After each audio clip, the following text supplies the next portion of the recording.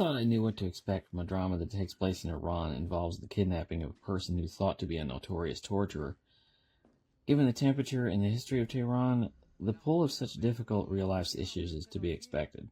What I did not expect from Jabbar Pahini's "It Was Just an Accident" was to be thinking of Hitchcock. I'll come back to that in a second. First, let me discuss a little of the plot. The story begins with a family driving through Tehran on the dirt road. Sorry, I can't show you any of the footage. The car, after hitting a dog, stalls, and the father has to go get a mechanic. While discussing the issue, an employee in the shop named Vahid overhears the man walking, recognizes the unique sound of his prosthetic legs, and thinks that this man might be a sadistic torturer nicknamed Pegleg, who worked him over years ago when he was in prison. Assuming that it is Pegleg, Vahid kidnaps the man, drives him into the desert, and threatens to bury him alive. But the man's tearful protests get Vahid thinking, what if I'm wrong? Since he was blindfolded during his ordeal, could this be the wrong man? Thus begins an odyssey as Vahid drives around with the kidnapped man locked in a box in the back of his van to find other victims of Pegleg, who may be able to confirm his suspicions.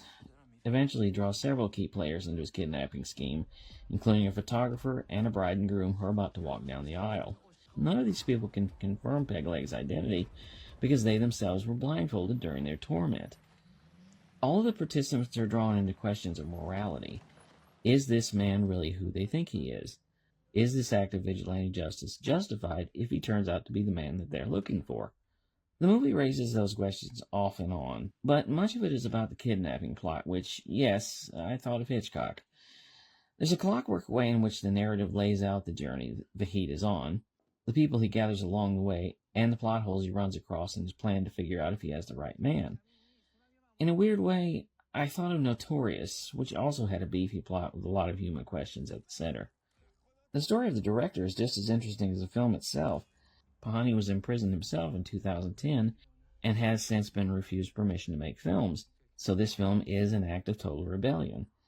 It's a good story that raises a lot of questions and ends on a cyclical note that I found fascinating. I give it an A.